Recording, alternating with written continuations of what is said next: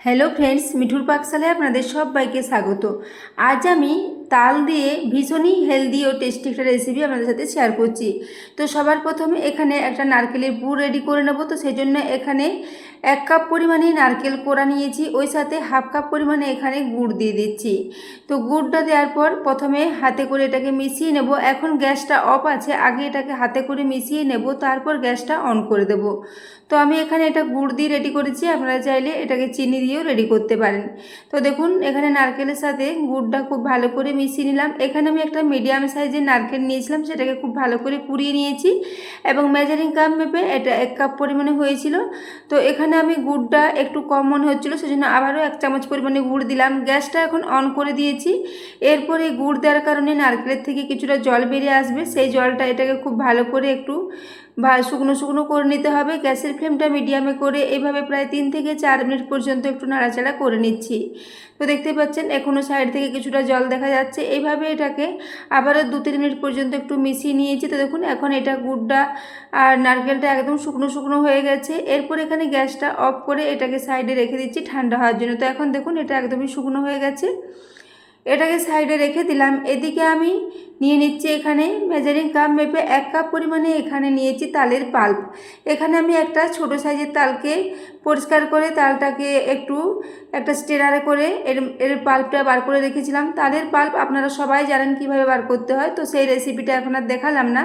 তো এইভাবে দেখুন 1 কাপ তালের পাল্পের জন্য এখানে নিয়ে নিচ্ছি প্রায় 2 কাপ পরিমাণে চালের গুঁড়ো। তো মেজারিং কাপ মেপে 2 কাপ পরিমাণে চালের গুঁড়ো নিয়েছি। তারপর এখানে দিয়ে দিচ্ছি দুধ। তো এখানে আমি হাফ কাপ দুধ নিয়েছিলাম, তারই অর্ধেকটা দুধ দিয়েছি। প্রয়োজন হলে আবার কিছুটা মিশিয়ে নেব। তো এখানে চামচে করে খুব ভালো করে এটাকে মিশিয়ে নিচ্ছি।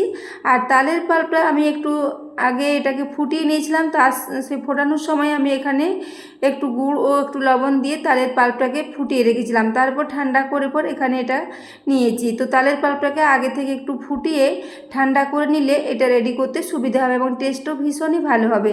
তো দেখুন আমি এরপর এটাকে খুব ভালো করে মিশিয়ে নিচ্ছি।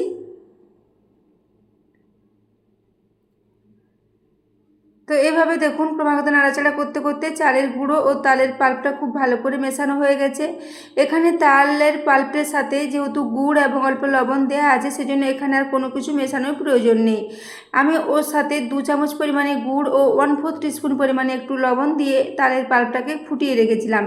এরপর দেখুন একটা আমি এইভাবে ইডলি স্ট্যান্ড নিয়েছি, তাতে একটু করে তেল দিয়ে তেলটা খুব ভালো করে লাগিয়ে নিচ্ছি। আমি হাতে করে তেলটা খুব ভালো করে লাগিয়ে নিলাম। এটাকে এখন রেডি করে সাইডে রেখে দিলাম। এদিকে মিশ্রণটাকে আমি রেস্টে 5 মিনিটের জন্য রেখে দিয়েছিলাম। 5 মিনিট পর ঢাকাটা খুলে নিয়েছি। তো এখন দেখুন এটা মিডিয়াম মতো একটা ব্যাটার রেডি করেছি। ব্যাটারটা বেশি পাতলা করলে চলবে না, এরকম বেশ একটা মিডিয়াম মতো ব্যাটারই রেডি করতে হবে। ব্যাটারটা এখন একদমই রেডি আছে। এরপর সব শেষে এখানে দিয়ে দেবো অল্প বেকিং সোডা।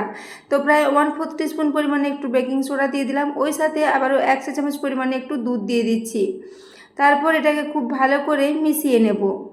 তো বন্ধুরা, আজকের রেসিপিটা যদি ভালো লেগে থাকে তাহলে অবশ্যই একটু বন্ধুদের সাথে শেয়ার করে দেবেন এবং রেসিপি ভালো লেগে থাকলে একটা লাইক করতে ভুলবেন না। তো দেখুন বেকিং সোডাটা দেওয়ার পর ক্রমাগত নাড়াচাড়া করে খুব ভালো করে এটার সাথে মিশিয়ে নিয়েছি। তো ব্যাটারের কনসিস্টেন্সিটা বুঝতেই পারছেন, এরকম একটা বেশ মিডিয়াম মতো ব্যাটার এখানে রেডি করে নিতে হবে। তো দেখুন ব্যাটারটা এরপর খুব ভালো করে মেশানো হয়ে গেছে। এরপর আমি ওই যে ইডলি স্ট্যান্ডটাতে আগে থেকে তেল মাখিয়ে রেখেছিলাম, সেটা এখন নিয়ে নিয়েছি। এরপর কিছুটা করে ব্যাটার এই প্রত্যেকটা বাটিতে দিয়ে দিচ্ছি। তো খুব অল্প করে দিতে হবে। পরে আমি এখানে নারকেলের পুরটা দেওয়ার পর আবার কিছুটা করে ব্যাটার দেবো, সেই জন্য খেয়াল রাখতে হবে যাতে বাটিটা পুরোপুরি ভর্তি না হয়ে যায়। তো সেই জন্য দেখুন এখানে অল্প অল্প করে দিচ্ছি, যেহেতু বেকিং সোডা দেওয়া আছে এটা অনেকটাই ফুলে যাবে স্টিম হওয়ার পর। তো বন্ধুরা, আজকে এই তালের রেসিপিটা খুবই সহজ পদ্ধতির রেসিপি এবং ভীষণ চটজলদি রেডি হয়ে যায় এবং এটার টেস্টটা অসাধারণ হয়েছিল।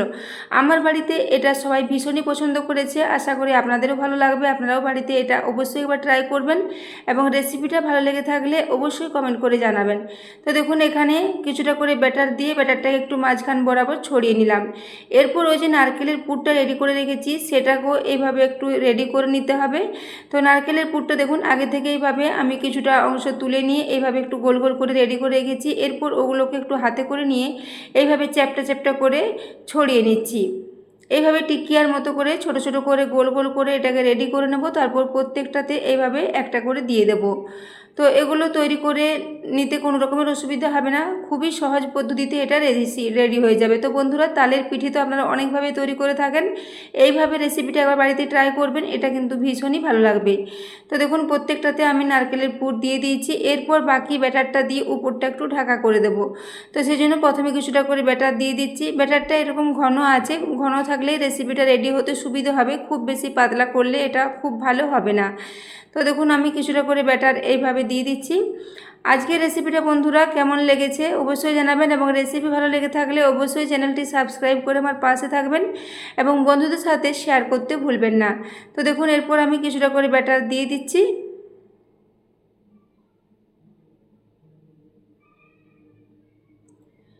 তো এইভাবে প্রত্যেকটাতে কিছুটা করে ব্যাটার দিয়ে দেবো, তারপর হাতে করে উপরটা খুব ভালো করে এটাকে ছড়িয়ে নারকেলের পুরটা পুরোপুরি ঢাকা করে দিতে হবে, তাহলে এটা দেখতে ভীষণই লোভনীয় হবে। তো দেখুন আমি একটু হাতে করে এইভাবে উপরটা খুব ভালো করে ছড়িয়ে ঢাকা করে দিচ্ছি। এইভাবে প্রত্যেকটাকে আগে রেডি করে নিচ্ছি। এদিকে আমি গ্যাসে আগে থেকে একটা কড়াই বসিয়ে রেখেছি, তাতে কিছুটা জল গরম হওয়ার জন্য রেডি করতে দিয়ে দিয়েছি। তা এটা এখন দেখুন হাতে করে এইভাবে খুব ভালো করে এটাকে ঢাকা করে দিচ্ছি।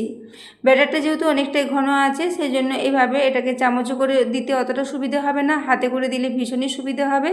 তো আমি সেজন্য হাতে করে দিয়ে এরপর উপরটা খুব ভালো করে ঢাকা করে দিলাম। তো বন্ধুরা, আজকের এই তালের রেসিপিটা বাড়িতে অবশ্যই ট্রাই করবেন। এখন এরকম ধরনের রেসিপি রেডি করে আপনারা বাচ্চাদের স্কুলের টিফিনও দিতে পারেন, এটা ভীষণই পছন্দ করবে। আমি এটাকে চালের গুঁড়ো দিয়ে রেডি করেছি, আপনারা চাইলে এটাকে সুজি দিয়েও রেডি করতে পারেন। তো দেখুন আমি এরপর এটাকে খুব ভালো করে মিশিয়ে নিচ্ছি।